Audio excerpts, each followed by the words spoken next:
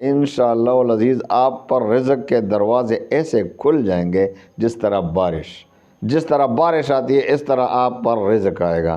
آپ کو ایسی جگہ سے رزق آئے گا کہ آپ کو وہم گمان بھی نہیں، آپ کو لوگ خود آ کر آپ کے جیب میں پیسے سے رزق آئے گا کہ آپ خود بھی حیران، لوگ بھی حیران کہ یہ کہاں سے رزق۔ آپ کی رزق کی تنگی ختم نہ ہوئی، آپ پر سے انشاءاللہ یہ غربت کے دن ختم نہ ہوئے، آپ کے قرض ختم نہ ہوئے تو پھر بے شک میں سزا کا مستحق ہوں۔ الحمدللہ وکفا وسلام علی عبادہ الذین اصطفیٰ، اما بعد فاعوذ باللہ من الشیطان الرجیم، بسم اللہ الرحمن الرحیم۔ السلام علیکم ورحمۃ اللہ وبرکاتہ۔ پیارے بھائیو بہنوں، آج کل مالی مشکلات، ہر طرف مالی مشکلات، مسلمان خصوصاً مالی مشکلات سے بہت پریشان ہیں، کیونکہ مجھے اتنے میسیج آتے ہیں، اتنے میسیجز واٹس ایپ پہ آتے ہیں کہ اگر آپ کو میں نے واٹس ایپ دکھا دیا تو آپ دیکھیں گے کہ سارے قرض سے پریشان، سارے مالی پریشانی سے پریشان۔ تو اس کی وجوہات کیا ہے اور اس کا علاج کیا ہے؟ تو آئیے میں آپ کو انشاءاللہ ایسا وظیفہ دیتا ہوں کہ اس سے آپ کے تمام قرضے بھی ختم ہو جائیں گے، آپ کے تمام جو مالی پریشانیاں ہیں وہ انشاءاللہ جڑ سے ختم ہو جائیں گی۔ تو آپ کی تمام پریشانیاں انشاءاللہ، جو مالی پریشانی آپ کو آج کل درپیش ہے وہ انشاءاللہ جڑ سے ختم ہو جائے گی، اور آپ کے آئندہ آنے والی نسلوں میں بھی انشاءاللہ مالی پریشانی نہیں ہوگی۔ خصوصاً اگر دیکھو ابھی شعبان کا مہینہ شروع ہونے والا ہے، تو شعبان تو ویسے ہی رمضان کے قریب ہے، شعبان اور رمضان میں کریں گے یہ وظیفہ تو انشاءاللہ العزیز آپ کو بہت بے انتہا فائدہ دے گا، کیونکہ شعبان اور رمضان یہ دونوں مہینے بہت مبارک مہینے ہیں۔ شعبان میں سارے جو فہرست ہے بنی جاتی ہیں، امور حوالے کیے جاتے ہیں فرشتوں کے جو اس سال ہونے والے ہیں، مردوں کی فہرست بھی بن جاتی ہے۔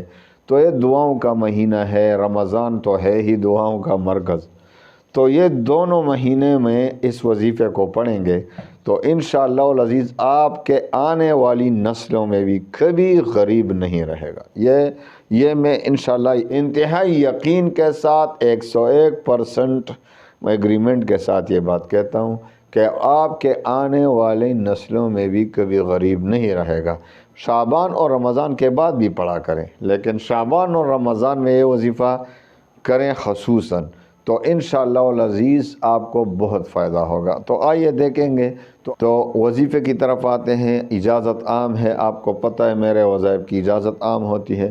ہاں چند شرائط ہیں، بھائی آپ جس کا بھی وظیفہ پڑھیں گے، صرف میرا وظیفہ نہیں، جس کا بھی وظیفہ پڑھیں گے ان کے لیے 4 شرائط ضروری ہیں۔ آپ نے اکثر لوگ شکایت کرتے ہیں کہ میرے وظائف کام نہیں کرتا، میں نے اتنے وظیفے پڑھ رہا ہوں، رات کو بھی پڑھتا ہوں، دن کو بھی پڑھتا ہوں، فلاں وظیفہ کام نہیں کرتا۔ تو اس کے وجوہات یہی ہیں کہ آپ میں یہ 4 شرائط نہیں ہوں گی۔ آپ کو بے شک کوئی اجازت بھی دے دے، لیکن آپ میں یہ 4 شرائط نہیں ہوں تو آپ کا وظیفہ کبھی بھی قبول نہیں ہوگا۔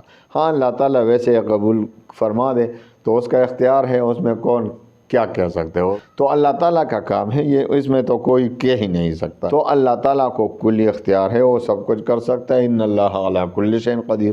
لیکن عام لحاظ سے آپ میں یہ 4 شرائط نہ ہوں گے تو آپ صحیح مسلمان بھی نہیں، آپ کیونکہ آپ میں یہ 4 شرائط نہیں، آپ کامل مسلمان ہی نہیں۔ آپ میں سب سے پہلے 4 شرائط اسلام کے لیے ضروری ہیں، تو وظائف کے لیے کیوں ضروری نہیں؟ بہت سے لوگوں کو میں نے دیکھا ہے کہ وظائف پڑھتے ہیں لیکن یہ 4 شرائط ان میں نہیں ہوتے۔ دیکھو شرائط کیا ہیں۔ نمبر 1، 5 وقت کی نماز۔ تو میرے پیارے بھائیوں بہنوں، جو 5 وقت کی نماز نہیں پڑھتا اس کا وظیفہ کیا کام کرے گا؟ اللہ تعالیٰ نے 5 نمازیں فرض کی ہوئی ہیں، تو 5 وقت کی نماز نہیں پڑھتے، وظائف پڑھتے ہیں، اللہ کو ناراض کر رہے ہیں اور اللہ سے مانگ بھی رہے ہیں۔ تو یہ عقل ہے، تو اللہ کو راضی کرنا ہے، جس سے بھی کوئی مقصد حاصل کرنا ہے تو اس کو راضی کرنا پڑتا ہے۔ تو اللہ تعالیٰ سے واسطہ جوڑیں، نماز پڑھا کریں 5 وقت۔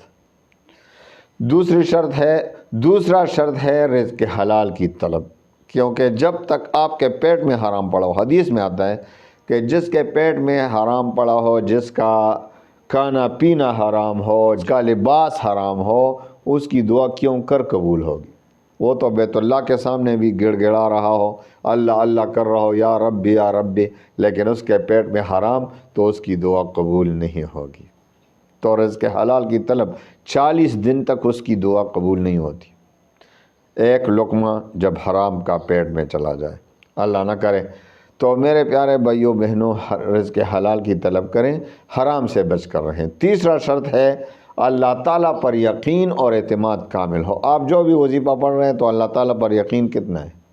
کامل یقین ہے کہ اللہ تعالیٰ میری دعا قبول فرمائے گا؟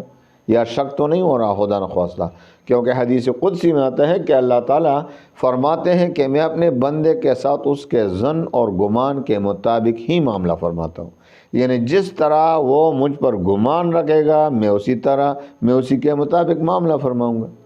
تو جس کو اللہ تعالیٰ پر یقین کامل ہو اس کا وظیفہ قبول ہو جاتا ہے۔ جس کو شک ہو رہا ہو کہ بھائی میں نے تو بہت وظائف پڑھے، کام نہیں کرا، چلو یہ بھی پڑھتا ہوں، شک کر رہا ہے اللہ پہ، تو اس کا وظیفہ رد ہو جائے گا۔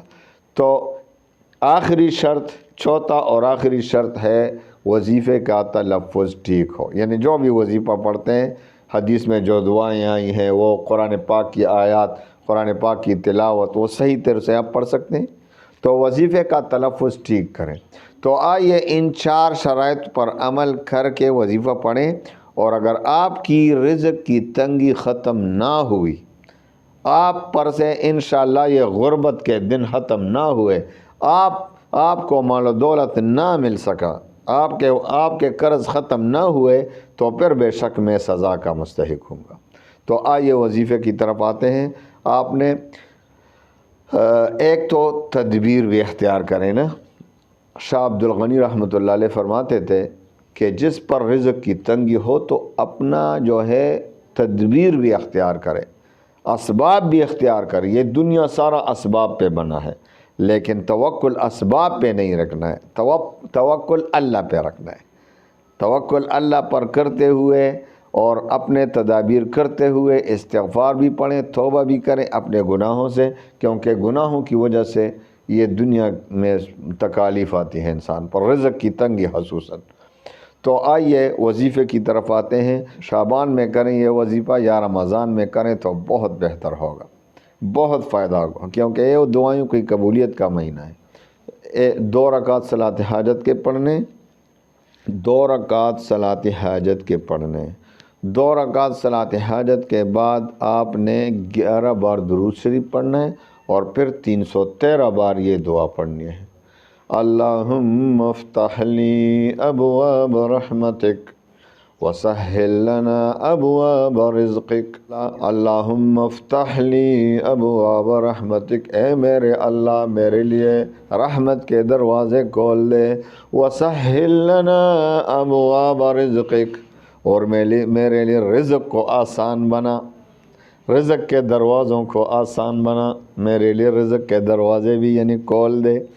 تو یہ دعا اللہم افتح لنا ابواب رحمتک وسہل لنا ابواب رزقک، اس دعا کو 313 بار پڑھنا ہے، اور پھر 11 بار درود شریف، اور پھر خوب اپنی زبان میں اللہ سے رزق مانگے، دعا کریں، گڑ گڑا کر رو کر اللہ سے دعائیں مانگے۔ انشاءاللہ العزیز آپ نے 40 دن تک اس پر عمل کرنا ہے۔ تو شعبان میں شروع کریں گے تو بہت بہتر، رمضان میں ختم ہو جائے گا، رمضان میں شروع کریں گے تو پھر بھی ٹھیک، شوال میں ختم ہو، آپ کسی بھی وقت کر سکتے ہیں، کسی بھی سال کر سکتے ہیں۔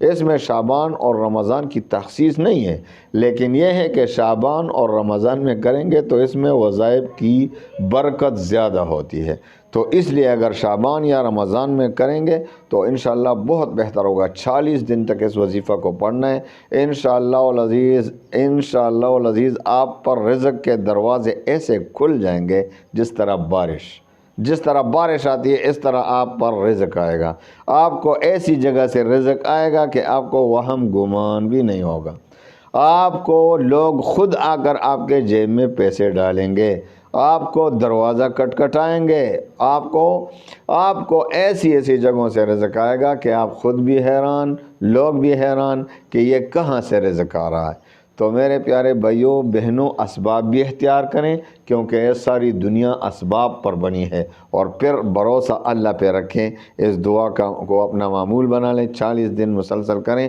انشاءاللہ العزیز، انشاءاللہ العزیز 40 دن سے پہلے آپ پر رزق کی فراوانی ہوگی، اور آپ پر جو رزق کے مشکلات ہیں، آج قرض کا بوجھ ہے، لاکھوں کروڑوں کا قرض ہے، وہ انشاءاللہ العزیز اس کے لیے اللہ تعالیٰ اسباب پیدا فرمائے گا، اور آپ تمام جو قرض ہیں اتر جائیں گے، آپ پر رزق کی فراہی ہوگی۔ اللہ تعالیٰ تمام مسلمانوں کے غموم، ہموم، پریشانیوں کو خوشیوں میں بدل دے۔ وآخر دعوانا ان الحمد للہ رب العالمین۔